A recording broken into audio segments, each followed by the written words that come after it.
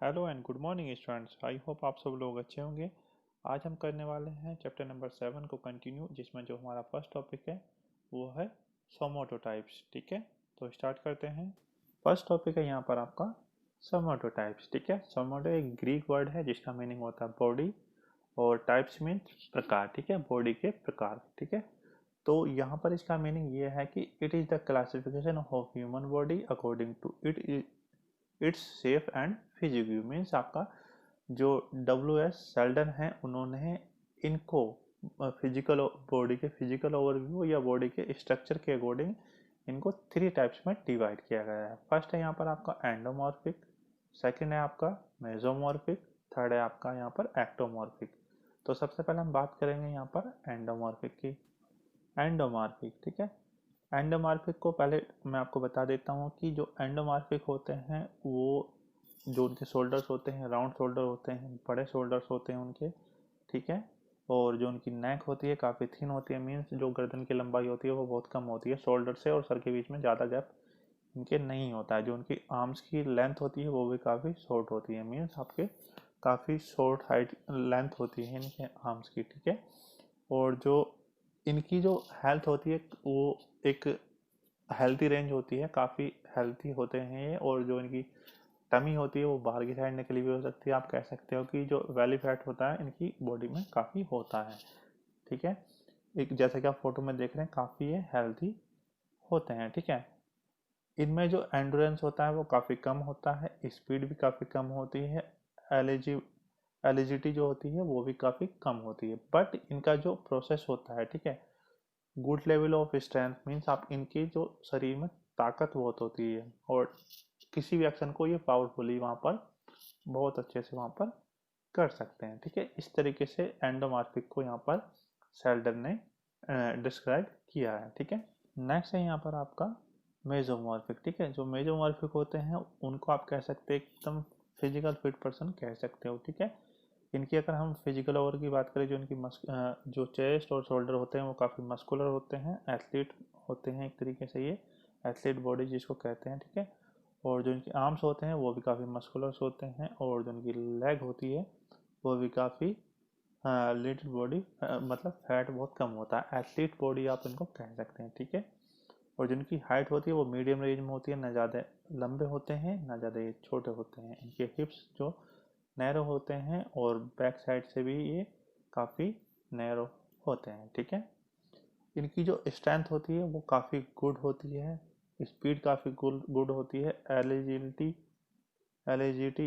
एलिजिटी जो होती है इनकी ये भी काफ़ी गुड होती है। ठीक है, इनकी जो एंड्योरेंस होता है वो एवरेज होता है, फ्लेक्सिबिलिटी भी एवरेज होती है, और जो ये जो होते हैं एक good person, good sports person यहाँ पर होते हैं। ठीक है, मीन्स आपका कोई भी गेम आसानी से खेल सकते हैं। ठीक है, थर्ड है यहाँ पर, थर्ड एंड लास्ट है आपका एक्टोमॉर्फिक। ठीक है, एक्टोमॉर्फिक जो होते हैं इंडिविजुअली ये लंबी हाइट के होते हैं। ठीक है, और काफ़ी पतले होते हैं। जो इनके शोल्डर्स होते हैं वो थिन होते हैं, जो इनका फोरहेड होता है वो काफ़ी हाई होता है। ठीक है, और जो इनके चिन होती है वो एक रिकॉर्डिंग टाइप होती है, नैरो शोल्डर होते हैं, नैरो हिप होते हैं इनके, नैरो चेस्ट होती है। ठीक है, आपका जो पेट होता है वो भी काफ़ी नैरो होता है, थिम्स आर्म्स होते हैं, लेग्स भी बिल्कुल पतली होती है। मीन्स आप कह सकते हैं एकदम जो एकदम थिन बॉडी के ये होते हैं। ठीक है, जैसे कि आप फोटो में यहाँ पर देख रहे हैं। ठीक है,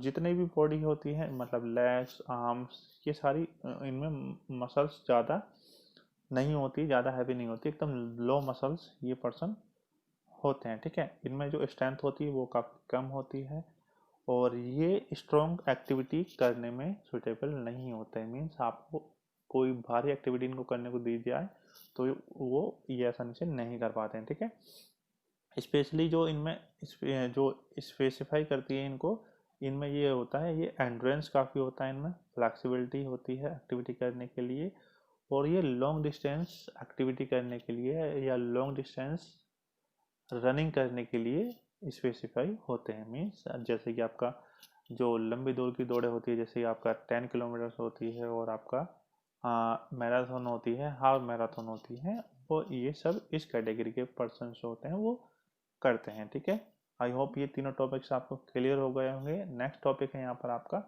measurement of health related fitness. तो ये जो measurement of health related fitness topic है, इसमें क्या है कि जो आपके हेल्थ रिलेटेड फिटनेस मेजरमेंट होते हैं, ठीक है, उनको मेजर करने के लिए ये जो इक्विपमेंट होते हैं उनको कहते हैं। ठीक है, इसमें जो फर्स्ट है, आप पिक में देख रहे होंगे सारे जो हैं, आपका जो फॉर चेकिंग हाइट, ठीक है, स्टेडियोमीटर जो उसका होता है हाइट को मेजर करने के लिए होता है। For checking weight, weighing machine होती है। For checking flexibility of joint, तो उसका होता है flexometer. For checking bone length, bone calliper होता है जैसा आप पिक में देख रहे हैं। फॉर चेकिंग फैट, तो स्किन फोल्ड कैलिपर होता है आपका। और फॉर चेकिंग स्ट्रेंथ आपका डायनामोमीटर होता है। For checking blood pressure apertures होता है। और आपका for checking blood sugar glucometer होता है। For checking chest beat stethoscope होता है। ठीक है, जो डॉक्टर के गले में पड़ा होता है, जैसे कि आप पिक में देख रहे हैं। ये चैप्टर यहाँ पर कंप्लीट हो गया है। अब स्टार्ट करते हैं हम न्यू चैप्टर, चैप्टर नंबर हम 8 को यहाँ पर स्किप करेंगे, उसको हम बाद में करेंगे। हम चलते हैं 9 चैप्टर की तरफ, जिसका नाम है आपका साइकोलॉजी एंड स्पोर्ट्स। ठीक है, तो यहाँ पर 2 वर्ड्स हैं, साइकोलॉजी एंड स्पोर्ट्स। ठीक है, सबसे पहले हम डिस्कस करेंगे यहाँ पर आपका साइकोलॉजी। ठीक है, तो साइकोलॉजी आपका 2 वर्ड से मिलकर बना है, जो वर्ड्स हैं लैटिन वर्ड्स। ठीक है, फर्स्ट है इसमें आपका साइकी एंड सेकंड आपका लोगस। ठीक है, तो यहाँ पर जो साइकी का मीनिंग होता है वो होता है सोल, और आपका लोगस का मतलब होता है स्टडी, मीन्स आपका किसी पर्सन की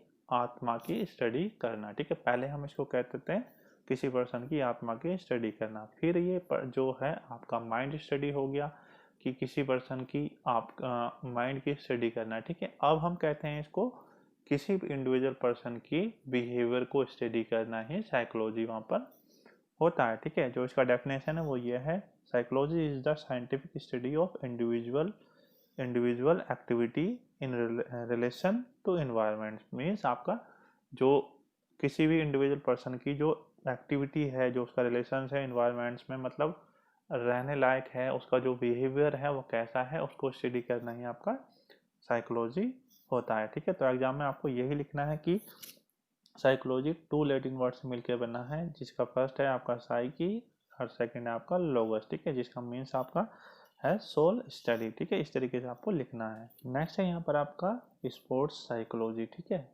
तो जब आपका नॉर्मल स्टडी होता है आपका किसी भी इंडिविजुअल पर्सन की बिहेवियर को स्टडी करना साइकोलॉजी होता है। ठीक है, तो यहाँ पर आपका स्पोर्ट्स यहाँ पर ऐड हो चुका है, मीन्स आपका स्पोर्ट्स साइकोलॉजी मतलब किसी भी स्पोर्ट्स पर्सन के बिहेवियर को स्टडी करना।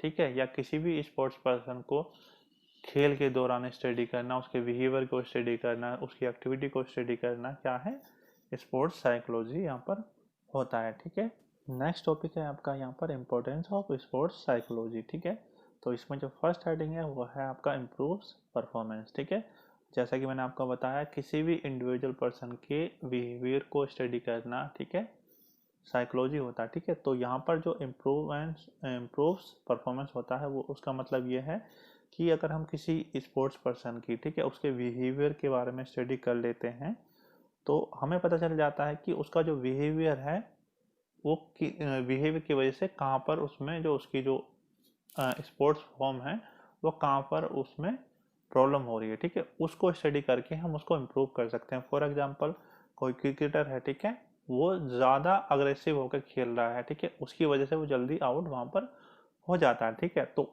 साइकोलॉजी से हम पता करेंगे जो उसका बिहेवियर है वो थोड़ा सा अग्रेसिव बिहेवियर है। ठीक है, तो उसको हम पता करके उसको हम दूर करने की कोशिश करेंगे, जिसकी वजह से जो उसकी परफॉर्मेंस है वो वहाँ पर डेफिनेटली इम्प्रूव होगी ही होगी। ठीक है, नेक्स्ट है यहाँ पर आपका मोटिवेशन एंड फीडबैक। ठीक है, ये बहुत ज़्यादा इम्पोर्टेंट होता है।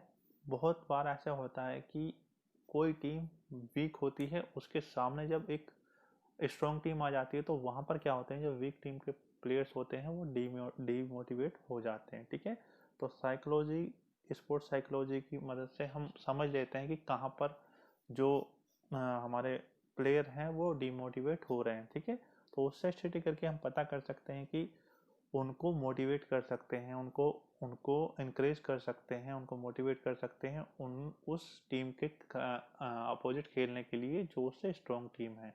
ठीक है, तो वो वहाँ पर क्या है, मोटिवेशन एंड फीडबैक मीन्स आपका उनको मोटिवेट करना। ठीक है, जो हमें साइकोलॉजी से पता चल रहा है कि ये वहाँ पर जो प्लेयर है वहाँ पर स्ट्रॉन्ग टीम को देखकर डीमोटिवेट हो रहे हैं। ठीक है, तो उनको क्या है वहाँ पर मोटिवेट करके उनको अपना बेस्ट देने की वहाँ पर कोशिश की जाएगी। ठीक है, नेक्स्ट पॉइंट है आपका, थर्ड आपको नहीं करना है, फोर्थ भी आपको नहीं करना है। फिफ्थ आ जाता है, फिफ्थ है आपका मॉडिफाइंग बिहेवियर। ये बहुत ज़्यादा इंपॉर्टेंट है, अगर आपको इंपॉर्टेंस ऑफ स्पोर्ट्स साइकोलॉजी आता है तो आपको ये जरूर लिखना है, काफ़ी इंपॉर्टेंट है। ठीक है, मॉडिफाई बिहेवियर मीन्स आपका जो सिचुएशन के अकॉर्डिंग अपने बिहेवियर को मॉडिफाई करके खेलना ही मॉडिफाई बिहेवियर वहाँ पर होता है। ठीक है, मीन्स फॉर एग्जांपल आप 2020 क्रिकेट खेल रहे हैं। ठीक है, तो वहाँ पर आपको थोड़ा अग्रेसिव होकर खेलना पड़ता है, कम समय में ज़्यादा रन बनाने की वहाँ पर कोशिश करनी होती है। ठीक है, उसके नेक्स्ट है आपका ओडीआई मीन्स आपका वनडे जो मैच होता है वहाँ पर आपको मारना भी होता है, मीन्स आपको रन भी बनाने होते हैं और काफ़ी देर तक खेलने के लिए टिका रहना भी पड़ता है। ठीक है, उस तरीके के बिहेवियर को आपको मॉडिफाई वहाँ पर करना होता है। इसके अपोजिट आपका आ जाता है 5 डे क्रिकेट या आप 4 डे क्रिकेट आप कह सकते हैं, टेस्ट क्रिकेट जिसको कहते हैं।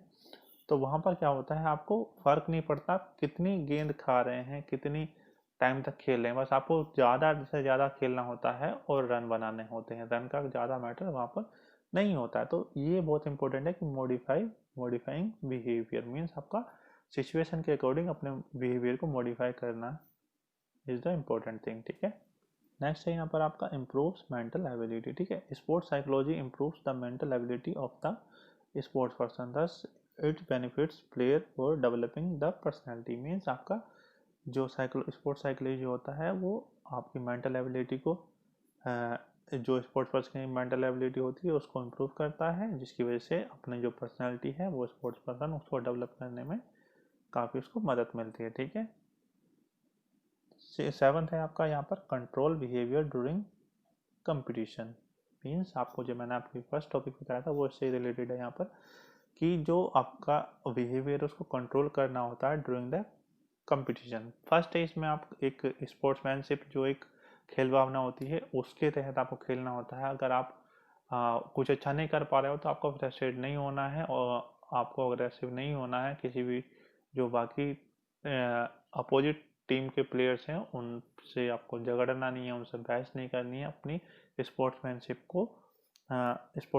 के अकॉर्डिंग आपको खेलना है। ठीक है, खेल भावना के अकॉर्डिंग आपको खेलना है। ठीक है, तो ये बहुत ज़्यादा इंपॉर्टेंट है, ये भी काफ़ी इंपॉर्टेंट है। Controls behaviour during the competition means आपका इसको जो कंपटीशन है उसके लिए आपका जो बिहेवियर है उसको आप एक अच्छे तरीके से कंट्रोल वहाँ पर करना होता है। ठीक है, इसका फॉर एग्जांपल ये है कि कभी आपने देखा होगा जो आपके क्रिकेट में बाउंड्री लाइन पर जो फील्डर होते हैं, जो फील्डिंग टीम होती है उसके बाउंड्री लाइन पर फील्डर होते हैं, वहाँ पर जो स्पेक्टेटर होते हैं, आपके क्राउड जो होते हैं, पब्लिक होती है जो मैच देखने वाली होती है, उनसे वो भी बहुत उल्टा सीधा बोलते हैं, उनको डिमोटिवेट करते हैं कि तू कुछ नहीं कर रहा है, ये नहीं कर रहा, बेकार है, चिढ़ाने लगते हैं, आर्गुमेंट करने लगते हैं। तो उन चीज़ों को ध्यान में ना रखना होता है, अपने बिहेवियर को वहाँ पर उसको कंट्रोल करना होता है, बहुत अच्छे से उन लोगों से डील करनी होती है। ठीक है, अपने बिहेवियर को वहाँ पर कंट्रोल करना होता है। ठीक है, नेक्स्ट है यहाँ पर आपका बेटर ट्रेनिंग मेथड्स। ठीक है, ये भी काफ़ी इंपॉर्टेंट है।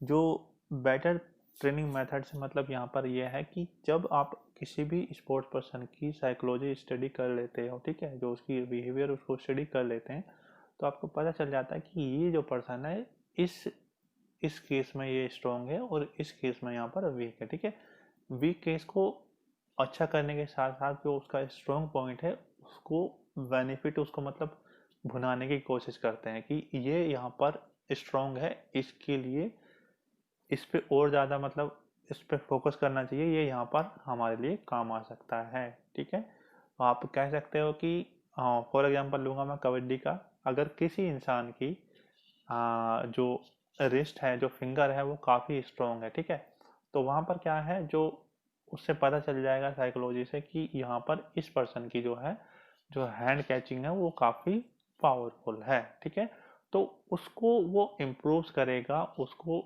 उसी के अकॉर्डिंग ट्रेनिंग देगा कि उसकी जो और वो जो ये वाली स्किल है और ज़्यादा इम्प्रूव हो जाए। ठीक है, ड्यूरिंग द मैच उसी को उसको टैकल करने के लिए वहाँ पर बोलेगा कि आपको इस पे ज़्यादा फोकस करना है। ठीक है, तो ये क्या है, बेटर ट्रेनिंग मेथड्स मीन्स आपके सामने वाले का बिहेवियर पता कर लो, सामने वाले की स्ट्रेंथ पता कर लो, उसकी जो स्किल्स है वो पता कर लो, फिर उसके अकॉर्डिंग उसको बेटर ट्रेनिंग वहाँ पर प्रोवाइड कराओ। ठीक है, आई होप ये आपके टॉपिक्स क्लियर हो गए होंगे। आज के लिए इतना ही काफ़ी है।